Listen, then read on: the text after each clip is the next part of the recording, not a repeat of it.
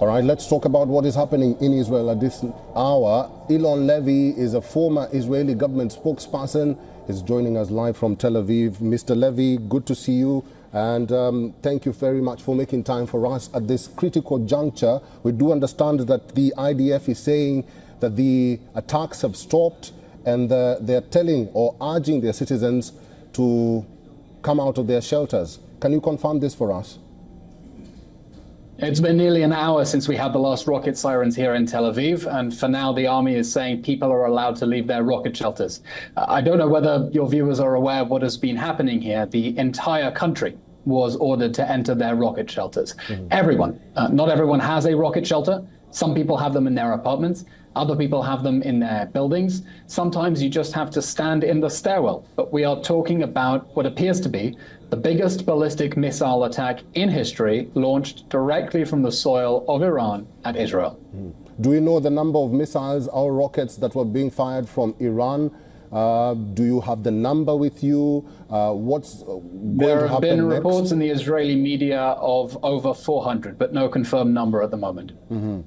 What is the likely response that the Israeli government is going to take right now? Because we do understand from the Israeli Defense Forces, which says that it will retaliate. There will be consequences, and the United States has warned Iran directly. If it attacks Israel, there will be severe consequences. I don't think that Israel's leaders are going to be able to restrict themselves this time to a symbolic response. That's what's happened back in April. Iran fired over 300 missiles at Israel. Israel responded in a symbolic way, and that sent a message to the Iranian regime that it can attack Israelis without consequences. And I think now Israel's leaders are going to be looking to a bigger retaliation against Iran, because otherwise it will simply be inviting more Iranian aggression. Let's remember the basic strategic situation. Israel has been fighting for its life for a year now against the Iranian regime and its proxy armies on 7 fronts. This war started with Hamas, Iran's proxy army in Gaza, with the October 7th massacre. The following day, Hezbollah, Iran's proxy army in Lebanon, joined the war, over 9,000 rockets. Then Iran's proxy army in Yemen, the Houthi pirates, started shooting rockets at Israel. Terrorists in the West Bank, drone attacks from Iran, drone attacks from Syria, drone attacks from Iraq, now from Iran itself. The Iranian regime, which wants to destroy Israel, has been attacking us through its proxy armies for a year now on 7 fronts. And tonight it escalated even further. Levy, I just want to know, what are some of these consequences that Israel and the United States is talking about? Because we did hear also from the U.S. Defense Secretary Lloyd Austin that if Iran did go ahead with the threat of attacking Israel, there will be consequences. But we don't know what these consequences are or how they look like. There are many forms that can take as Israel acts in self-defense. One can imagine there may be a cyber incident.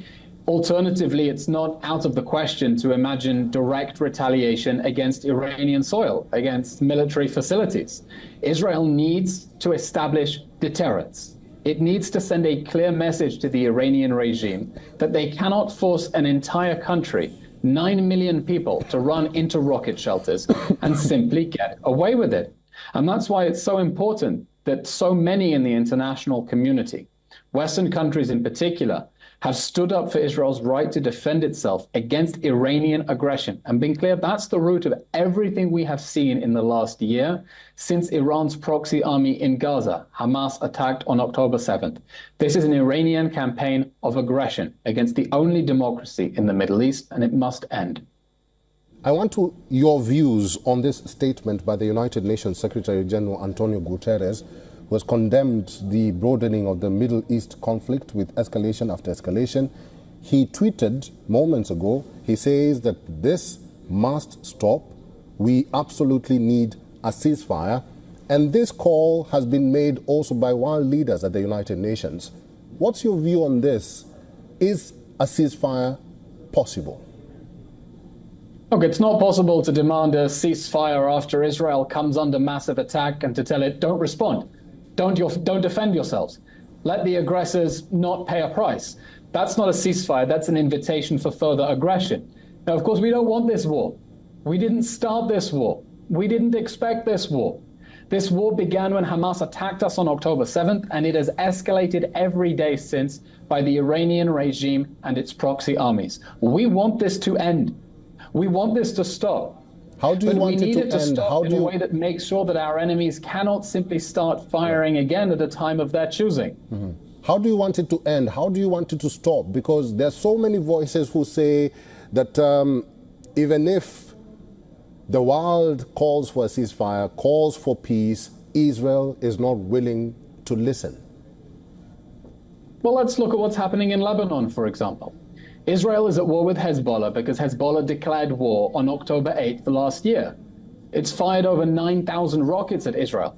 It's displaced 60,000 Israelis, tens of thousands of people who can't go home. Their homes are being bombed. They've been homeless for a year. And all Israel wants is to get them safely back to their homes.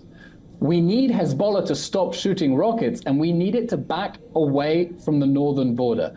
For a year now, Israel has been warning Hezbollah that it has to back off from the northern border. We cannot tolerate the risk of another October 7th massacre on the Lebanese border, and we cannot allow Iran's illegal proxy army in Lebanon to keep shooting rockets at Israel.